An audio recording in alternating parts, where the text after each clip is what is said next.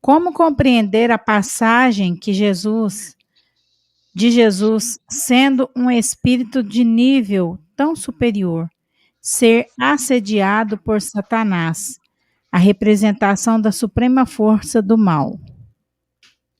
Muito bem. Bom, primeiro ponto que, se nós considerarmos a leitura que o Espiritismo tem, o Satanás não existe. Então, eu não posso ser testado por aquilo que não existe. Então, certamente, não é um Satanás testando. Beleza. Mas quem tentou, ficou tentando o governador do planeta? Ou seria tudo isso uma grande parábola?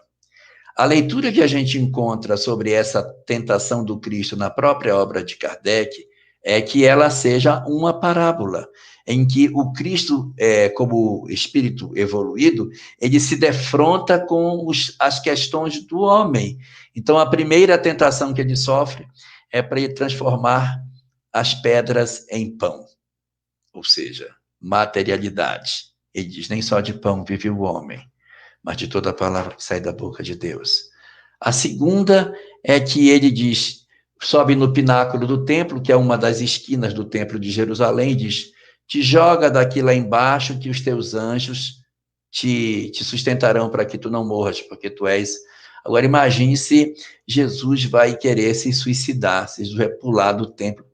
Isso é uma imagem, no sentido de que ele não tinha o orgulho.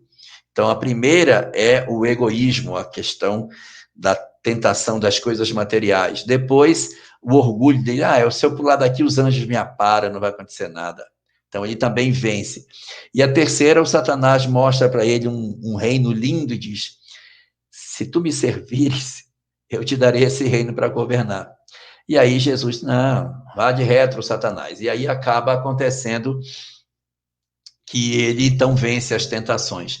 No fundo, o que o texto está querendo dizer é uma grande parábola, ou seja, Jesus não tinha tendências para ser uma pessoa que ia dar atenção para as coisas materiais do mundo. Não tinha também tendências para ter o orgulho do mundo e não estava interessado nos poderes que o mundo possui.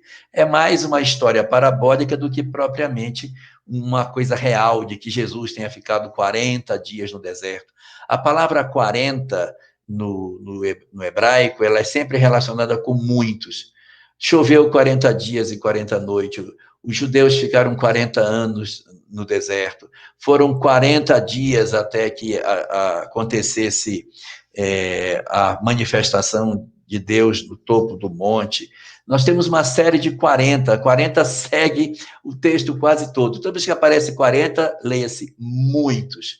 E o deserto, para o judaísmo, ele tem um sentido de recolhimento. Lembra que o povo de Israel foi para o deserto para que ele se comunicasse. Saulo de Tarso foi para o deserto. João Batista morava no deserto. O deserto significa o recolhimento interior. Então, a palavra Midbar, em hebraico, significa deserto. E a palavra falar também tem a mesma estrutura da palavra deserto, porque é no deserto que Deus fala, que é no silêncio das nossas dores, quando a gente não tem nada para se dispersar, focando só no que tem, naquela singeleza das coisas áridas, é quando Deus efetivamente fala. Então, onde foi que Deus teria se manifestado para os hebreus? No deserto.